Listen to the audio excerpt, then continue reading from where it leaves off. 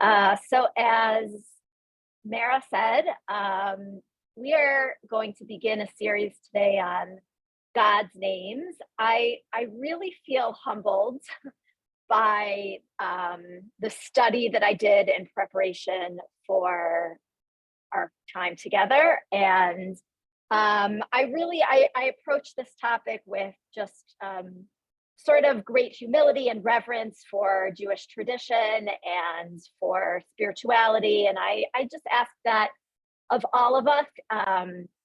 Sometimes in my own learning journey, I like to take on massive topics with a lot of breadth and depth, and challenge myself.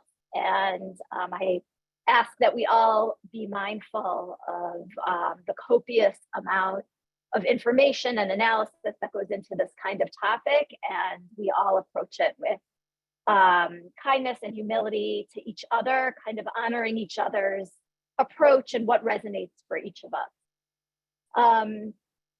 As Mara said, I don't see the chat during our time together. I like to share my email if you do have a question that you want to send after the class that you may not have gotten to share. I do invite you to do that.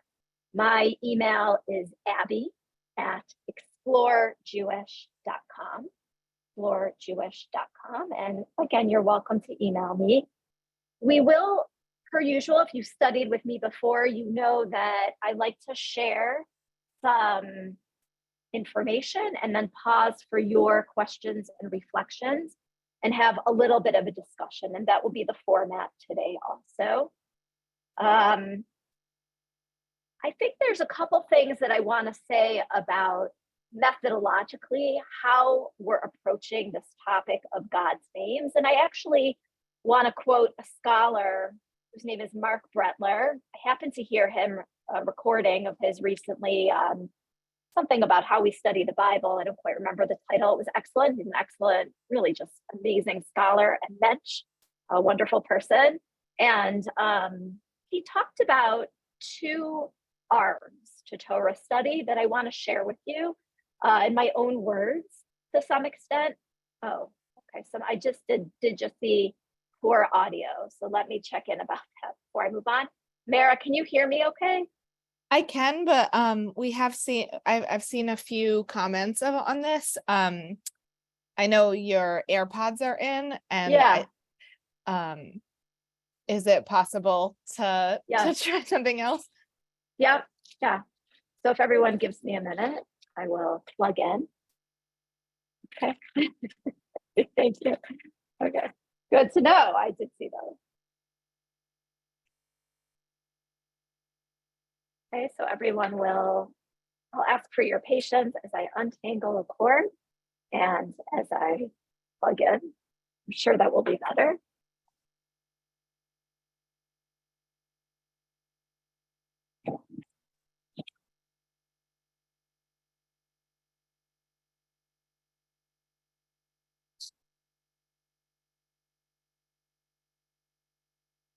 Okay, how's that? Much better. Okay, great. Thank you so much. Okay, sure. Glad it works. Okay, so I want to share with you all that when we approach Torah study, traditionally speaking, Jewish tradition has seen Torah study to some degree as an attempt at synthesizing material. In other words, when something in, let's say, the book of Numbers doesn't parallel an idea in the book of Isaiah, the rabbis in Jewish tradition have attempted to make those traditions in whatever way they can sync with each other. So they interpret the traditions in a way that makes the ideas that come through both texts parallel with each other or reflective of just one idea. That is one approach, and we will weave in and out of making things make sense and meaningful and resonant. And at the same time, the way that I study Torah and the way that I encourage us as 21st century modern learners is to be open to seeing the library of Jewish texts and ideas that we encounter in the vast Hebrew Bible, in all 24 books of the Hebrew Bible. And so when we examine God's names, I want us to be thinking about, and I'm going in with the assumption that it is okay that there are different ideas about God in the Hebrew Bible, and they don't all need to match up with each other. As we go through the texts over the next few weeks, I'll certainly be concluding with and sharing at different points ideas that I think may be resonant. And I more than invite you. You're here in order to find meaning, I hope. Certainly intellectual rigor is part of our work together, but also find meaning in the different names of God and different characteristics of God. And so if making things parallel and simplifying is one of the ways that we do that, that's okay, as long as I think we're also open to seeing complexity. So I wanted to start with that methodological note about holding both approaches to pulling out what we can that makes sense to us, perhaps in a simple way, but also seeing the complexity. So let me share my screen and start with, I'll get us started on our texts for today. And you'll notice I also have some paper notes in front of me, which I will reference to my right. So I'll go ahead and share my screen.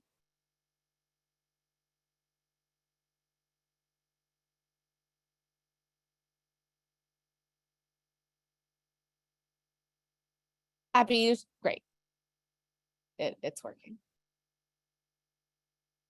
Is that what you were going to say, Mara? Maybe yes, I was going to say you should have access. So yeah. Great. Okay. So a couple more introductory notes, which are in green, and I'll explain. There's a lot of, I like color in learning, so I will explain why there's some color.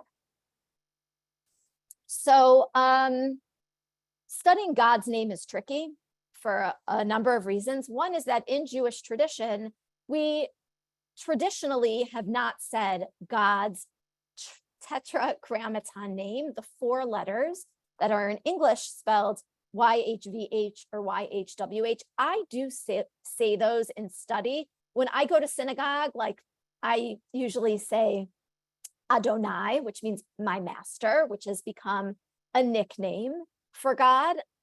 But in study, I certainly say Yahweh, and I will say that today. And also, we're going to talk today about, although we'll see multiple names of God at the beginning of our time together, we're going to talk about the name Yahweh versus Elohim or Elohim, which has also become a nickname. And throughout this text, I don't know how it's possible to effectively study God's names without writing them out so we can see them, especially for those of us who are primarily visual learners. It's just not effective. So I would ask you, if you end up, and I know Mara sends around the source sheet, a PDF of the source sheet afterwards, if you end up printing it out, that's great. I'm not telling you what to do. I'm asking you to consider possibly, if it's meaningful to you, not recycling or throwing out the paper, but taking it to your local synagogue or cemetery that buries the paper, as is the tradition. I'm definitely not saying you have to do that, and not everyone does it, but I'm inviting you to think about it as a possibility, given that God's name appears throughout this text and throughout the source sheet. It's a long source sheet, and that is the tradition that I wanted to make you aware of if you didn't already know. And another thing that I want to share is I really struggled with throughout how to be consistent with the 4 letters of the tetragrammaton, YHWH, or write out Yahweh, as sometimes is the case, or Elohim versus Elohim. And I just didn't make a decision. So there are different, so if you see throughout our study together, there are different ways that I wrote God's name. That's true. I didn't land on one way to do it. I couldn't decide. So maybe by class number 3, I'll decide. But in the meantime, I wanted to just say that out loud so you would be aware that I'm well aware that there are different ways I spelled it out. So what we'll do today, I want to give you an overview. I'm going to make the text smaller in a moment, is we're going to go through a number of tables and texts. There's a lot here. It's primarily biblical text with some modern explanations and also passages. And in the coming weeks, we'll also include rabbinic texts. There's one rabbinic text at the end here, which we may get to, we may not get to. So, and we may not get to every single word and every single text on this page. And of course, that's fine, but we will discuss the ideas together. So you may have heard at different points in your study that there are many different names for God. And you may have come across a source that says 70 or 90. And there are in fact many names for God. Sometimes I don't find those big numbers as accurate as the smaller numbers, because often they are God's name and an adjective, and somehow that becomes considered God's name, when in fact that's not actually the case. So Maimonides here, to some extent, codifies 7 names for God. And I hope we do get to these all in our study. We shall see. The reason he's talking about this here in chapter 6 of what's called the essentials or the bases of Torah, Yesodei HaTorah, is because he's conveying that there's a mitzvah, there's a sacred responsibility or obligation or commandment not to destroy God's name once it's written, which goes back to what I shared with you just a few minutes ago. So in order to do that, people generally stopped writing God's name. And Maimonides, in discussing that, tells us what God's names are. I'll also mention here, I think it's worth mentioning, you probably have heard, and if you grew up in a Jewish traditional context, or even if you didn't, you may have heard in your studies, sometimes people say Hashem, which literally means the name, or Adoshem, which is a nickname for the nickname my master, in order to be respectful and not say God's name aloud. There is the commandment to not take God's name in vain, but it's those things, saying God's name out loud, isn't actually connected to that commandment. That commandment is specifically in the context of oaths. So when we say God's name out loud and then we give it a nickname, the idea in Jewish tradition is that we're being extremely respectful, because you can't destroy a name verbally, although we could philosophize about that.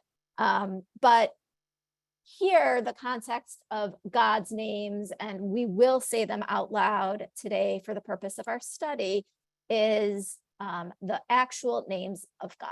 And Maimonides does not, in the context of what we're talking about, write out God's name, Yud He Vav He. You can see in Hebrew, Maimonides writes out the names of the letters. If you're a Hebrew reader, I'm going to point this out. Yud He Vav He. And also with Adonai, this is written out here, Adonai, but in Hebrew, Maimonides doesn't write out Aleph, Daled, Nun, Yud. So Maimonides is observing the mitzvah that he's referencing here. So these are the names of God. And you can see here, Elohim, the one that we're going to discuss today, is considered a plural form, even though it came to mean something singular God, of El and Eloha. And also Elohai means my God or my gods, or Elohe, excuse me, the God of. And there's a name for God, El Shaddai, and also Adonai Tzvaot, which I think we will get to and we'll talk more about. But these are the names that Maimonides codifies as sort of the official 7 names for God. So let me pause here and see if there's 1 or 2 questions or reflections before we move on. And we'll just take 1 or 2 in order to keep our conversation going.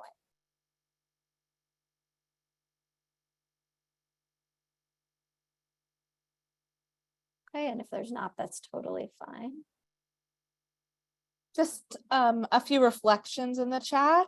And I think you're getting there, but when people are selecting nicknames, how do they pick even which nickname to use? For God? Yes. It's an interesting question. I don't totally know the history of how Hashem came to be used. I don't know. In terms of Adonai, which is the nickname for Yud He Vav He, the tetragrammaton, Adonai already appears in the Torah as a reference to God. And so I think by Second Temple, after 515 BCE, after this, as the Second Temple period began, that name began to take more of people stopped saying Yahweh or however they pronounced it, which we don't know, and said Adonai more. Beyond that, I don't know if that, that's something that I can sort of make a note of. And as we study together in the second and third session, if that comes up, I can share that information. Great. Okay. So I think I'm actually gonna go out of order here today, and you'll see why. Okay, I'm gonna start actually at the bottom of the document.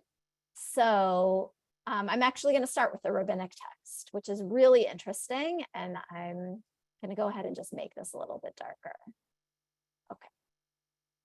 So I'm going to go ahead and read this text out loud. Often I ask for readers, and I may very well do that shortly, but I'm going to go ahead and read this text out loud, because what I want to share with you is when we study God's names, and soon we're going to do two things. I'm going to show you a little bit of a sampling of Yahweh and Elohim in the Torah, in the whole Hebrew Bible, so we can get a picture of how those words are used. And then we're going to study a text that incorporates both Yahweh and Elohim and try and glean meaning from that text, very famous text. But I want to start by framing our conversation with a rabbinic text that exemplifies an idea that if you grew up in a traditional community, or even if you didn't, you may have heard this idea before, which is that God's name, Yud He Vav He, or Yahweh, actually signifies a personal God, a God of compassion, and perhaps most prominently, well, I said it already, a God of compassion, a God of mercy or grace. The name Elohim or Elohim often signifies God's judgment. That is our tradition. Now, the problem is that is not consistently the case in the Hebrew Bible. You can certainly pull out examples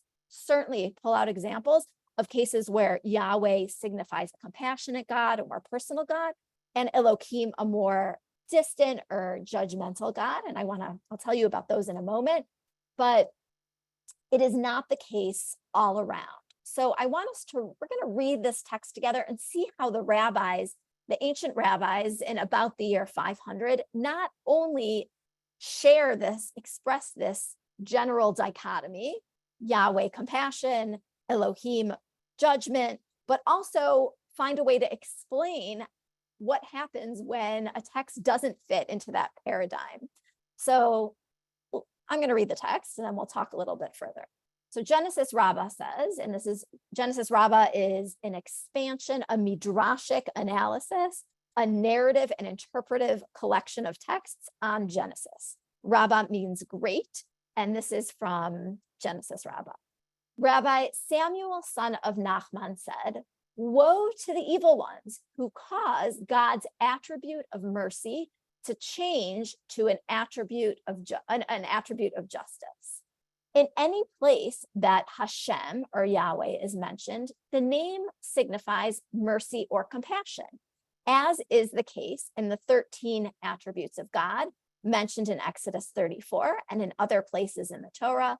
Adonai, Adonai, El Rachum V'Chanun, Erech Apayim V'Rav Chesed V'Emet.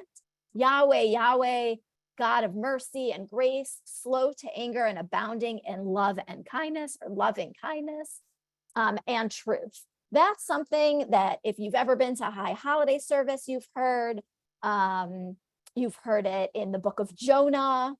What's left off the very end of that passage here is the part about God punishing multiple generations, also forgiving, but also punishing.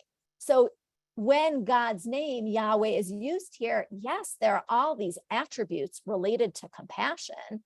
However, at the very end of the verse, what's left off here in Genesis Rabbah and also in prayer in liturgical texts is the part about God's harshness.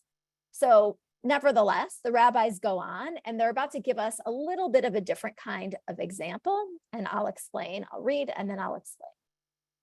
God saw the evil of the land, and God regretted creating humankind, and it pained God's heart. And God said, I will blot out humankind, but Noah found favor in God. So here in this text, the rabbis are providing an example of people who have changed because they are so evil. They've altered Yahweh's intuition and instinct and primary role to be compassionate. And instead, God is about to punish those people. God remains compassionate to Noah, but when God decides to bring about the flood and destroy much of humankind, God has altered God's nature only because the people are evil. So I want to pause there and make sure that makes sense. Are there any clarification questions right there? And if not, we'll keep going and then I'll pause in a little bit for some reflections and questions.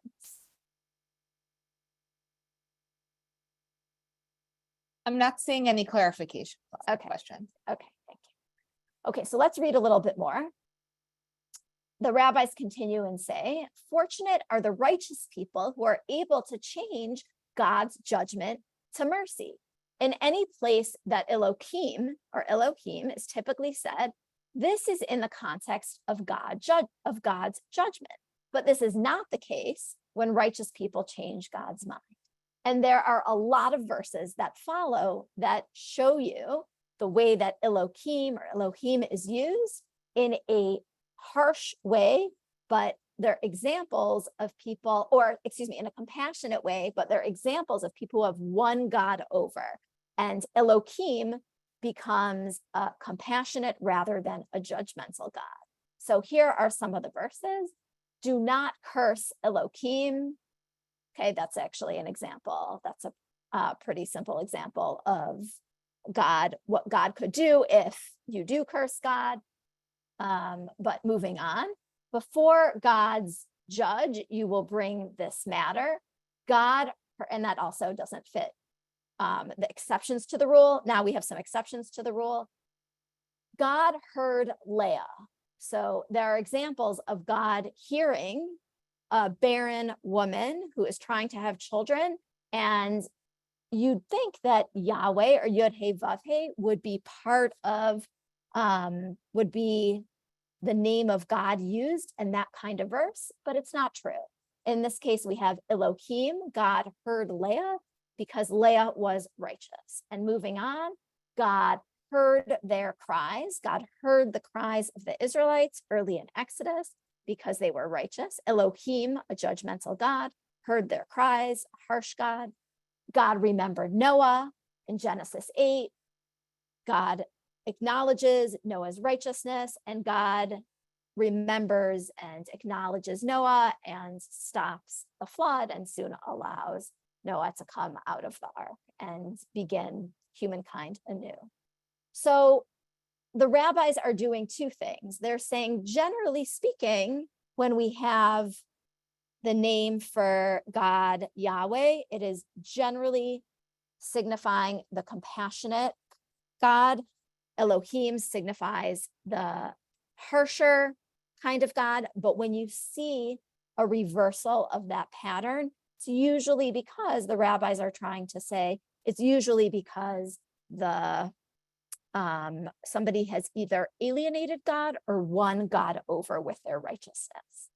So I do want to pause here and see if there are any questions or reflections on this paradigm that is traditionally passed on from one generation to the next in Jewish history. But I want to share with you, this is an example of the way our tradition doesn't always, not every text syncs with the other. Here, the rabbis try to solve that problem. And I'm going to invite us to think a little bit differently in order to kind of find a way out of this quandary for ourselves. So any questions or reflections at this moment?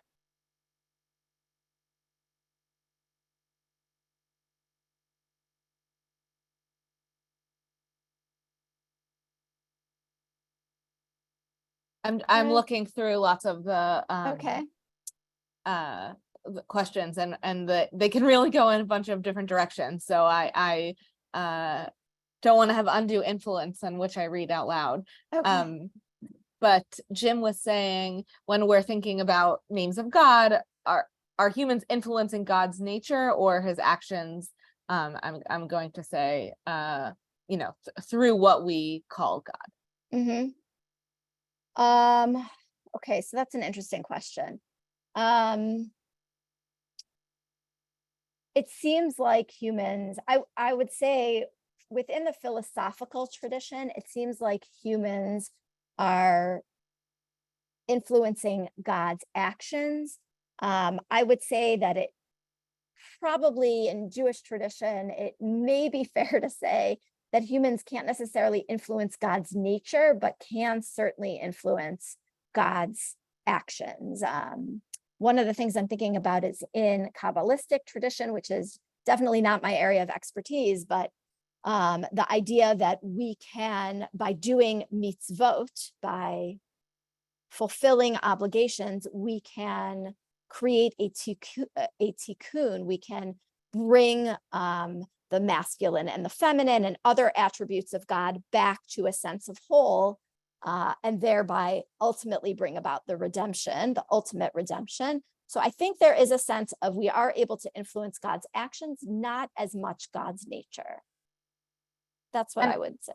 Great. And I I'm getting a different versions of this question, but Jonathan M put this mostly in terms of circumcision, but I think you could say for any, his question is, what is the implication if Elohim is directing us to circumcise? But I think a broader question could be when any name for God is commanding a specific commandment, is it connected to the name or the attribute? That's a very interesting question.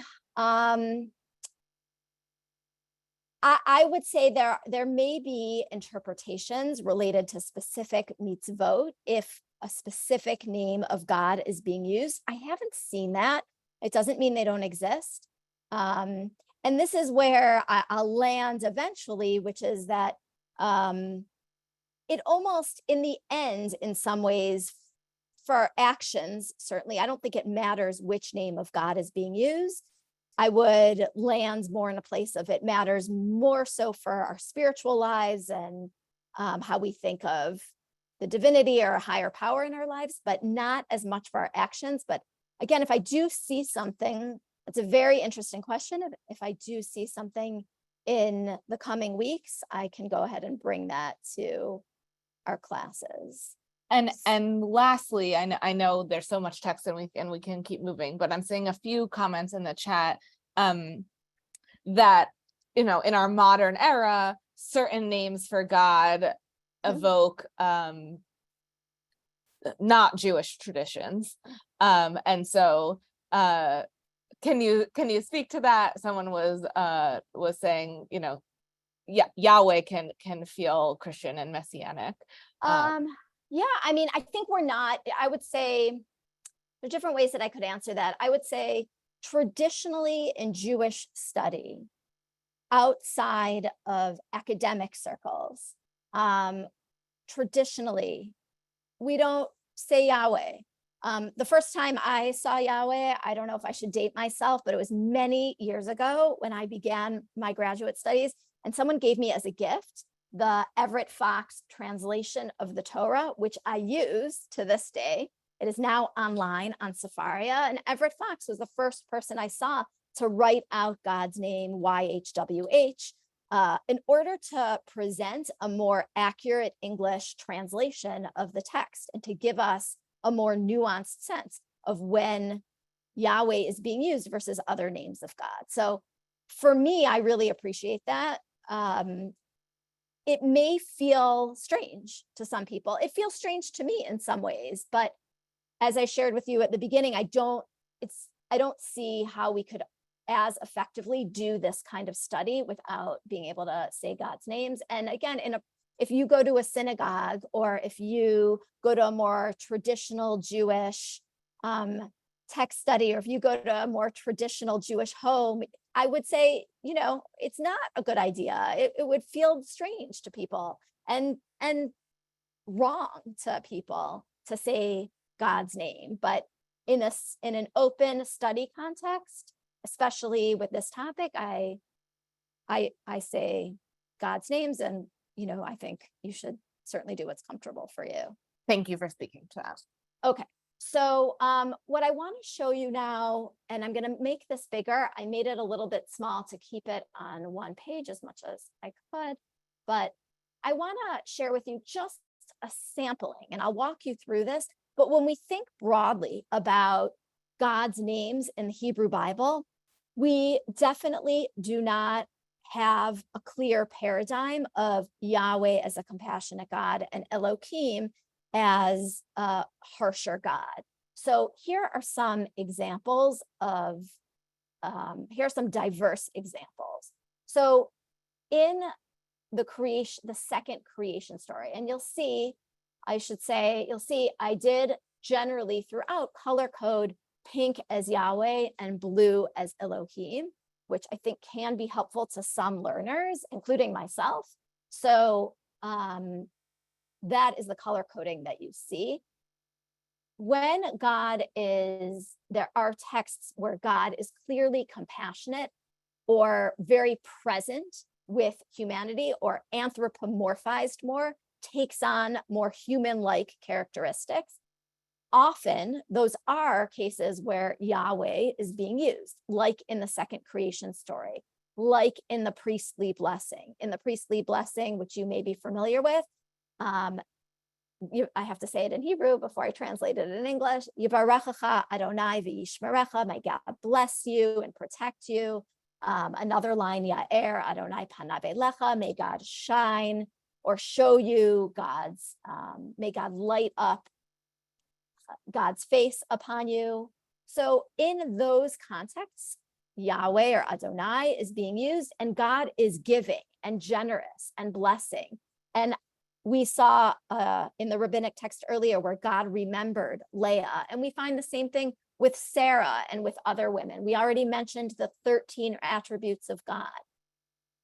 From a different perspective, Yahweh is used frequently, and there isn't necessarily a particularly compassionate way to see God in those contexts. Like in many of the purity laws, in the food complaint stories in the book of Numbers, where the Israelites complain about many things, not just food, God is very punishing, and Yahweh is the word used. When, for example, this is also the book of Numbers, in the story of the Sota, which the rabbis say never happened, the suspected adulterous woman, a very disturbing story. In that story, the word Yahweh is also used. And then there are examples that I gave here in Psalms and Jeremiah and Proverbs where there's sort of a mix of things going on. God is both compassionate and exerting judgment into the world.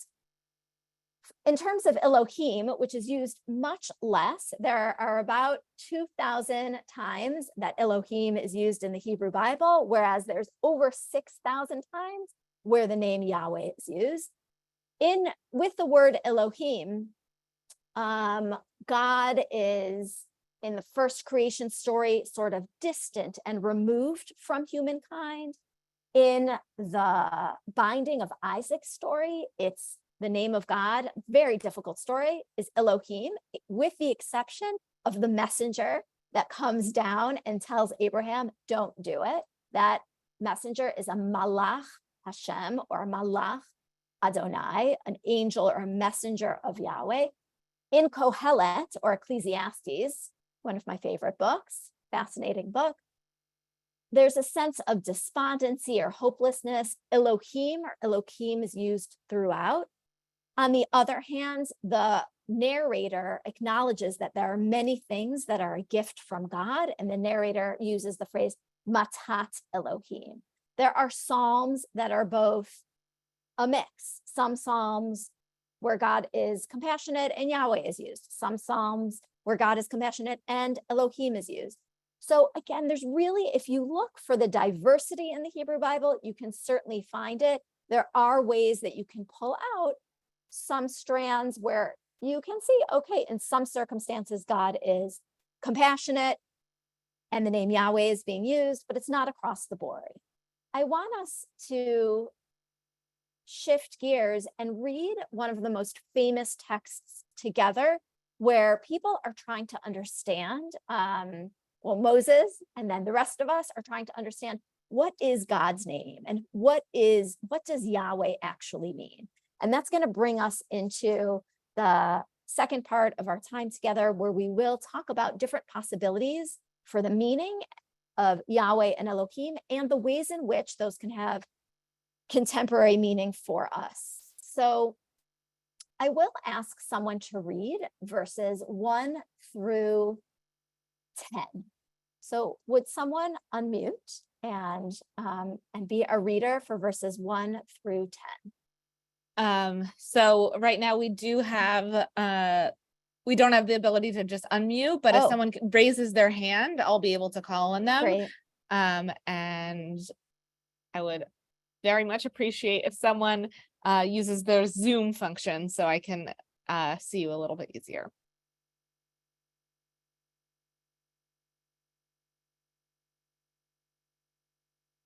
Thank you, Chava. Great, thank you. You should now be able to unmute. Okay, I see Chava, thank you. Okay, so let's see. Mm-hmm. Okay. So do you see, so, Starting and from 1? Yeah, and Chava, let me just share also that, as you can see, this is from chapter 3 in the book of Exodus. The Torah portion is Shemot. And this is the section of the Torah where, after Moses has run away from Egypt, he is living in the land of Midian, which will become important in a moment. And Moses encounters famously the burning bush there and has an encounter with God. And Moses asks God, what is your name? What should I tell the people when I go back to Egypt? And that's the story that we're about to read and think about God's name here. So Chava, thank you for reading verses 1 through 10. And on the left side. Yeah, you can read the left, Okay. and there are notes in the middle column. Now Moshe was shepherding the flock of Yitro, his father-in-law, priest of Midian. He led the flock behind the wilderness and came to the mountain of God, to Horeb. And Yahweh's messenger was seen by him as the flame of a fire out of the midst of a bush. He saw, now here the bush is burning with fire, but the bush is not consumed.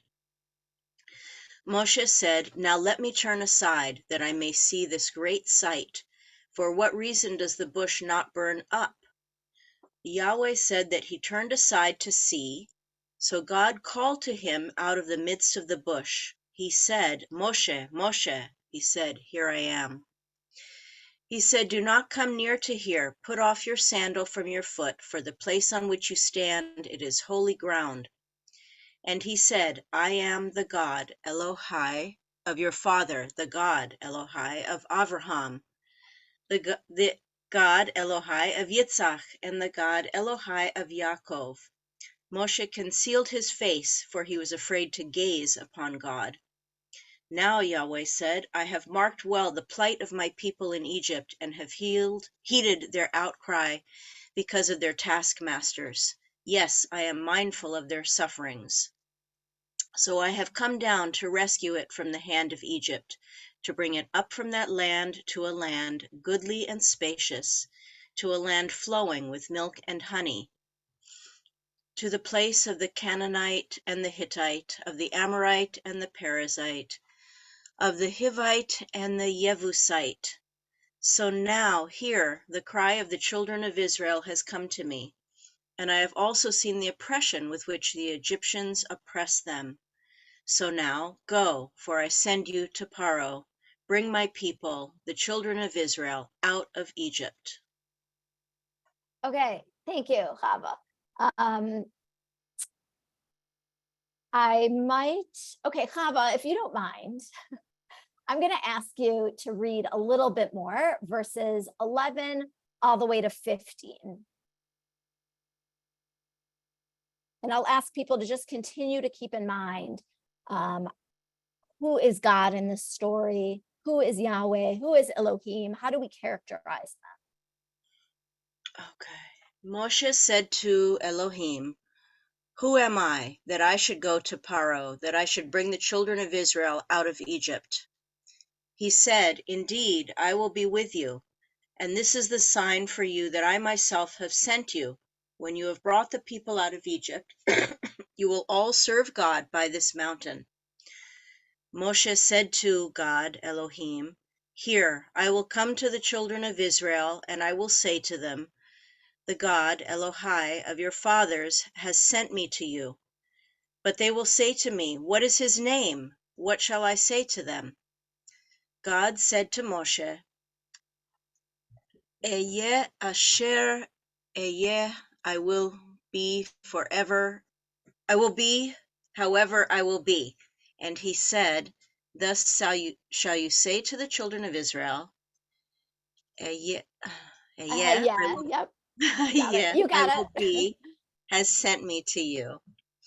And God, Elohim, said further to Moshe, thus shall you say to the children of Israel, Yahweh, God, Elohai of your fathers, the God Elohai of Abraham, the God Elohai of Yitzhak, and the God Elohai of Yaakov has sent me to you. That is my name for the ages. That is my title from generation to generation. Okay, great. Chava, thank you so much for all that reading. The last verse that I included here skips a little bit and has a combination of Yahweh and Elohei, Ha'ivrim, God, Yahweh, God of the fathers. This is God saying, they will listen to you. You should go to the elders, to the king of Egypt, and you should say to him, Yahweh, the God, the Elohei of the Hebrews manifested himself to us. So this is actually the JPS translation, but it combines, you can see the two names of God. So you might have caught that I did add, I didn't take out some notes about this section here, but I really would love to hear from you at this juncture. Who is God in this story? What do you make of Yahweh's name, the way Yahweh explains I'm going to encourage us to see two different kinds of gods, or two different aspects of God, two different strands here. And I really want to hear, other than my own comments, which certainly I will share with you, but what are you seeing here in terms of who is Yahweh based on Yahweh's explanation? I will be what I will be however I will be. Some translators say I am what I am. What do you make of that? What kind of God is that? And what about Elohei Abraham, Elohei Yitzchak, the Elohei Yaakov, which some of you may have heard very frequently in the Amidah, in the Shmona Esrei, the standing prayer, and in other contexts also. So what are you seeing here in terms of the characteristics of God in connection to God's names? So Sandy, you can. Yeah, hi, can you hear me? Yes. Okay.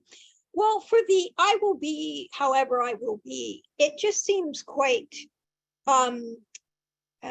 general and sort of almost vague. Like, yes, God is a being of some kind who is there, and who will be there. Mhm. I kind of find it reassuring that it's in the future tense also, like, you know, I'm not here just for the short run. I will always be here. So I kind of like that idea.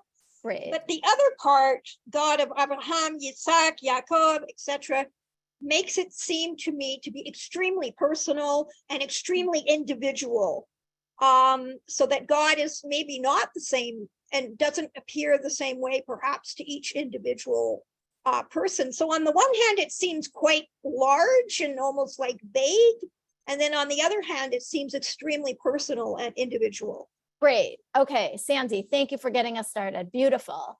Paul. Yes, Samuel Taylor Coleridge loved the I am what I am, or as Karen put it, I am what I am becoming, which I prefer because it really segues nicely into process philosophy and process theology, which I think is the way forward for 21st century Jews. Okay, love it. That is actually one of my favorite interpretations, and I'm so glad you mentioned it. I am what I'm becoming. The idea that we can be growth oriented and evolve and transform. I love it. Thank you so much for both Sandy and Paul. Thank you so much for getting us started. So both of you shared, and I want to build a little bit on what you said, but you really said very beautifully, I think the gist of this, that God, I would say, is reassuring Moses that God will always be with Moses or always be with the people. And there's a sense here, generally speaking, scholars generally, because I'm going to show you something a little different, but generally scholars think that the root here of Yud He Vav He, Yahweh, is from the form to be, lihiot, He Vav He or He Yud He, for those who know Hebrew, generally speaking. So there's a sense of being or becoming or being ever present or everlasting. And that is the God that is being introduced here to Moses. On the other hand, Sandy, you said something very interesting about Elohei Avraham, Elohei Yitzchak, and Elohei Yaakov, the God of the ancestors, the forefathers that appear throughout Genesis. And you said, on the one hand, that seems very individual, which is true, but ironically, generally speaking, the scholarship on Elohim is a little bit of a more general kind of God, the God of the ancestors, where Yahweh became the God of Israel. So it's a little bit, yes, personal to the ancestors, but from a very general term, El or Elohim. So I see that, Paul, your hand is raised. I don't know if it's still raised because you wanted to say something, and Amy, okay, fine. So I think if there's a way you can lower that, that's great. And Amy and Rabbi Brian, I see that you have hands raised, but I'm gonna keep sharing a few things, and then if there's time, I will definitely take your question. So, or your reflection. So there's a lot that I want to share at this juncture. Okay, so I'm gonna do a few things. First of all, I would be remiss if I didn't share that when we look at a text where God's name appears in different ways, I would be remiss if I didn't bring into the conversation the idea that in biblical study, in modern biblical study, we generally, the consensus is that some texts came from northern Israel, made their way down to southern Israel, and those texts in northern Israel likely had a different author or set of authors, and they're often used, we refer to them by the letter E because to signify Elohist, because often those texts are texts that use Elohim as the name of God. Okay. On the other hand, after the destruction of the northern kingdom of Israel, there were refugees, and this is the general, again, the general scholarly consensus. There were refugees that came down from the north, and as the ancestral Israelite religion developed, somehow this name Yahweh made its way, probably from the south, into Israelite religion. And we had two names, Elohim and Yahweh. Our ancestors, or the Jewish ancestors, had two names. Sometimes they get combined, like they do at the very end of the story here, where Adonai Elohei HaIvrim is an appellation, is a label, a name that's used not just here, but throughout the texts. So we have some texts that say Yahweh, as you know, some texts Elohim, and sometimes the texts say Adonai Elohim. And there are, generally speaking, the texts probably do come from different areas, but were pulled together into one Hebrew Bible, probably in the 500s BCE in the Babylonian exile. That's all part of our discussion. It's not the only part of our conversation, and it doesn't explain everything, and it doesn't necessarily give us a modern connection to these terms. So you might be saying, well, like, how can we connect to these terms? So, so first of all, you have here, and I'm going to invite you to review on your own, but I want to put out there for us to think about as follow-up to Moses encountering God by different names, by an ever-present being, and the God of the ancestors. I wanted to share with you a little bit about the term Elohim, very briefly. There's a lot here that you can review, but in general, it seems like Elohim came from the word El, E-L, or Aleph Lamed, or Eloha. And even though it's a plural word, it came to signify the one Israelite God, or the early Israelite God. And hopefully you'll have the chance to read this a little bit more on your own. But what I share with you is that it was very common in the 1000s BCE, in the second millennium, for the Israelites, not just for the Israelites, but surrounding ancient Near Eastern cultures would often refer to one God with another god's attributes. And there was sort of a blending of gods. And often we find that people referred to their gods in plural, but really meant one individual God. And that seems to be the case for ancient Israel too.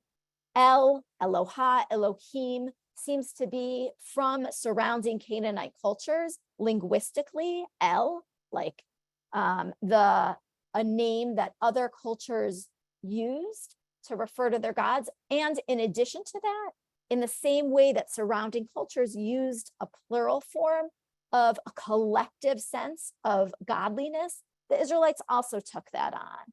Over time, Yahweh seems to be a later name that developed and does seem to signify some kind of becoming or being or everlasting personal God to the Israelites. There is one scholar that I want to make us aware of named Israel Knoll. He, I believe, is still at Hebrew University in Jerusalem. And again, I'm going to invite you to read this on your own, but I just want to add to the sense of being here that he does not think, even though this is not the majority opinion, he does not think that Yud He Vav He signifies only a sense of being and everlasting and ever-presentness. He thinks that the verb to be is not actually the root of Yud He Vav He. Rather, it's an Arabic root, which I'll let you read a little bit more about, an Arabic root that means love or passion or desire. And there are lots of Hebrew, this is quite, I included a lot here. There are quite a few Hebrew verses that describe God as a jealous God.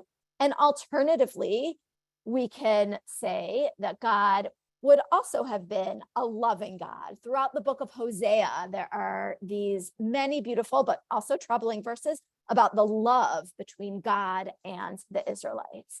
And so building on an earlier scholar from the 1950s, there's this aspect of love that's part of the word Yod He Vav He, according to this scholar here, Israel Knoll. So where does that all leave us? I want to suggest that we can, this is and it's so hard to do this well. So I hope this was meaningful. all of you or some of you, but there is a vast amount of diversity in the Hebrew Bible when it comes to God's names. And we'll see some of those in the coming weeks. We saw Yahweh in particular today, and also Elohim, and the differences between those. I want to suggest that as moderns and as people who for whom sacred text matters, and for whom, let's say, we try and find meaning for our own spiritual lives within sacred text, I think both of these terms, I'll suggest, can be meaningful for us. Elohim is a general collective sense of God. And sometimes I would say that's what we need in our lives. We need a sense of a general spirituality to bolster us and to carry us through our days and our time. And on the other hand, there's a sense of a more personal God, an anthropomorphized God, a God that seems perhaps human-like or not, but a God that is ever present and that is with us and that reassures us, a spirituality that is with us, that can carry us into the future. And even adding on the academic approach of Israel Told, that kind of meaning can also extend into love. So I sort of, I want to land on an interpretive and a modern, a contemporary note that encourages us certainly to see the diversity and the names of God, but also to see the ways in which the names can resonate for us and can bolster and nurture us in our own spiritual lives. So I know it's 1:59, and if people are able to stay on, and Mara, if you're able to stay on for 5 minutes, it would be great to take a couple of comments or reflections. This And was if- an incredibly fast hour, and I feel like there's a lot more to ask. So I'm not going to be the one to kick us off, but Okay. if you do need to leave, we will make sure that this is also in the recording, and you can check in the questions later. Okay, so there's so many questions, and there's so many actually books and sources that people are writing in the chat. It's so wonderful. But I think that the best way to move forward is if anyone wants to raise their hand and ask a question, we can do that.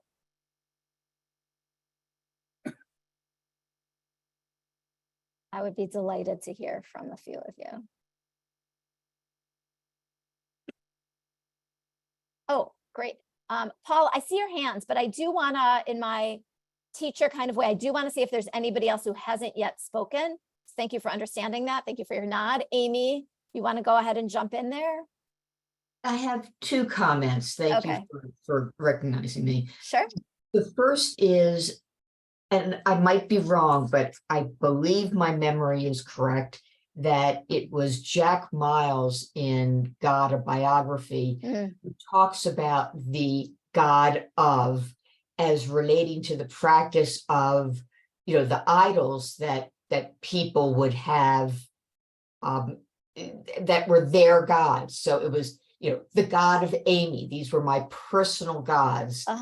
And that was an understandable way of saying to people who had not yet accepted the one God that, it's the God of, we're talking about Abraham's personal gods. And so I just thought that was interesting. And then the idea, of course, that was developed later, that there is a God for all of us, not these personal gods.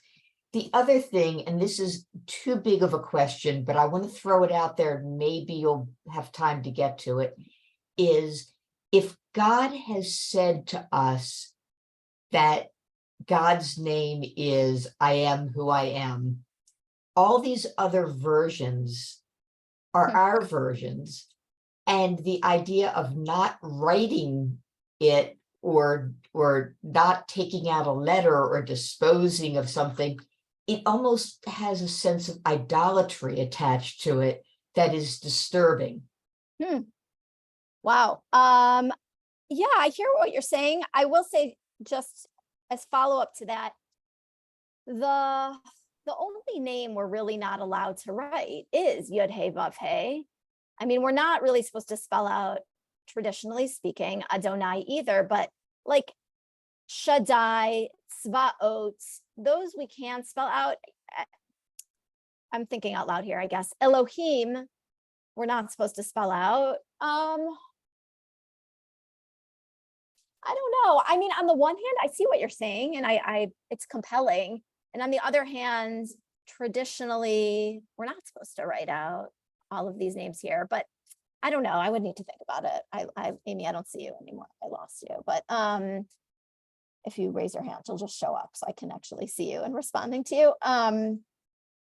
Yes, Yeah, I mean, I know it's There you a are. whole other way of looking at things. No, I it's just very interesting. throw it out. Yeah, no, I appreciate that. And just going back to I want to just echo the first part of what you said, that in sort of the first iteration of the way the Israelites related to God, you're saying it helped the Israelites and it echoed surrounding cultures who had personal gods to say Elohe, God of Abraham, Isaac. In other words, people could connect to that idea of having a personal God. Is that what you're saying? Yeah. Yes. Thank you for sharing that. Yeah, that's a great, thank you for adding that. Okay, and Jay, I see your hand, so we'll take your hands and then we'll wrap up. So briefly, I'm wondering whether at times we need different aspects of God. Sometimes we need the Yud He Vav He, merciful, compassionate God, and other times we might need the Elohim, the more judgmental God. Yes, I think that's beautiful, and I'm glad you said that explicitly. Yeah, and I think that brings us to, again, what I shared with you at the beginning. I think when we're studying today as 21st century learners, we have to be intellectually honest and look at the complexity of texts and the history of texts and the diversity of ideas. And then there are times also as readers of sacred text, some of us as part of a sacred tradition, we want a drash, or we want an interpretation, or we want spirituality from these texts. And absolutely, I think when we look at the name Yahweh or Yud He Vav He, Adonai, we do want to connect in a compassionate way, or vice versa. If we want to connect in a compassionate way, then we can see that God. I'll mention also, just as a closing point, related still, Jay, to what you said. And Jay, if you raise your hands again, I'll just be able to see you and responding to your question. So thank you. That's great. That way I can see you. Also, two things. The Shema, the prayer that is initially in Deuteronomy as a declaration of God as one God, Shema Yisrael, Adonai Eloheinu, Adonai Echad, has both names of God, Right. God, Mhm. Elohim, and Yahweh. And Right. also when we make a blessing, when we recite a blessing, we also say, Baruch Atah Adonai Eloheinu. So our tradition really, it's fascinating that in our tradition, we allow for a plurality of approaches, even in these daily liturgical actions, in reflecting what's our vast diverse tradition is reflected in our daily religious actions. So Jay, thank you so much. That's great. Thank you. Thank you. Yeah. And again, thank you to everybody for being here, and really I'm so glad that people shared your reflections and questions, and I'm looking forward to expanding into more names of God in the coming weeks. So thank you, and I'll wish everyone a great and spiritual rest of your day. Thank you so much, Abby. We hope to see you all next week. Bye-bye for now.